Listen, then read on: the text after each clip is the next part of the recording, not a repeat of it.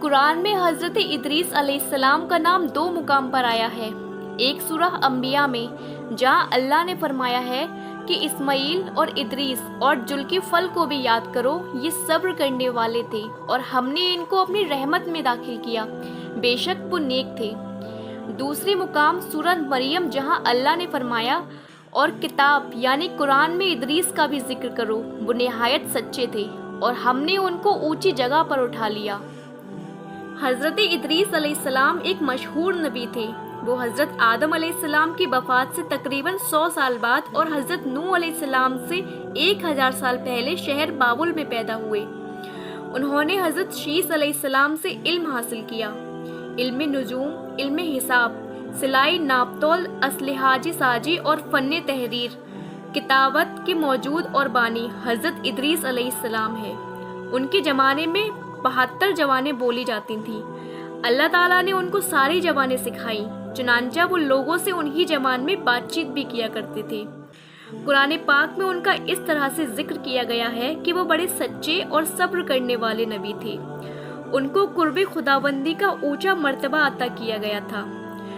मौरखीन ने आपके अखलाक का तज़किरा इस तरह किया है कि गुफ्तगू में संजीदा और खामोश तबीयत वाले थे, चलते वक्त ज़मीन पर निगाह रखते थे और बात करते वक्त शहादत की उंगली से बार बार इशारा भी फरमाया करते थे। आपकी पूरी ज़िंदगी दावत और तगलीब में गुजरी। हज़रत इदरीस अलैहिस्सलाम जब जवान हुए तो अल्लाह ताला ने आपको नबूवत से नवाजा और 30 सहीफ़े नाजिल फरमाए। नबूवत मिलते ही आपने दावत और तबलीग का काम शुरू कर दिया। मुसलसल दावत देने के बावजूद थोड़े से लोगों ने ही ईमान कबूल किया और अक्सर लोग झुटलाने और सताने में लगे रहे। जब लोगों का जुल्म और सितम हद से ज़्यादा बढ़ गया तो अल्लाह ताला के हुक्म से अहले ईमान को लेकर काबुल से मिस्र चले गए और दरियाए नील के किनारे आबाद हो गए और आखिरी वक्त तक लोगों के दरमियान उन्हीं की ज़बान में अल्लाह ताला का पैगाम और दीनी दावत का फरीज़ा अंजाम देते रहे।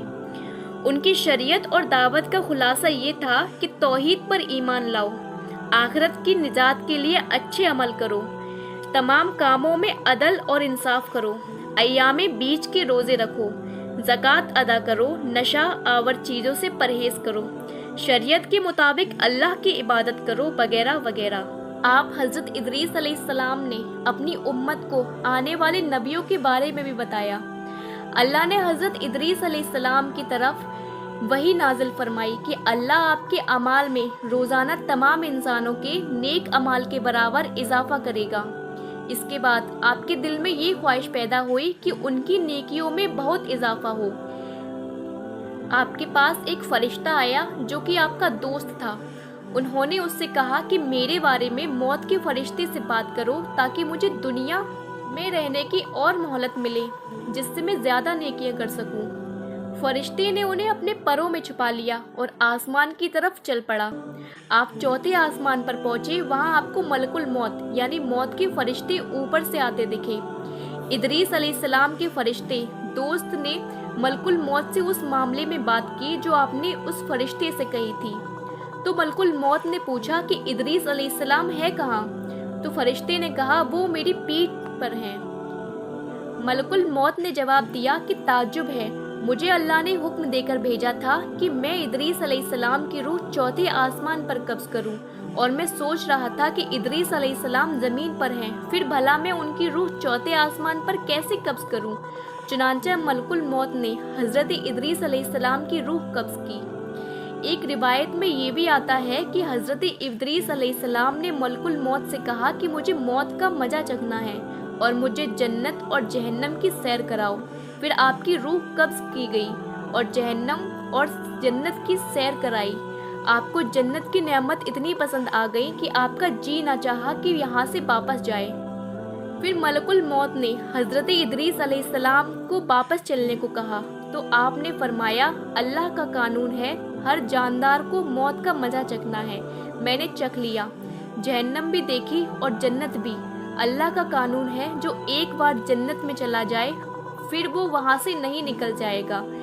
इसलिए जब तक मुझे पैदा करने वाला मुझे यहाँ से नहीं निकालेगा मैं नहीं आऊँगा। پھر غیب سے آواز آتی ہے کہ میرے حکم سے یہاں داخل ہوئے تھے، میرے حکم سے ہی یہ کام ہوا۔ اللہ کے ارشاد میں اسی طرف اشارہ ہے کہ ہم نے انہیں بلند مقام پر اٹھا لیا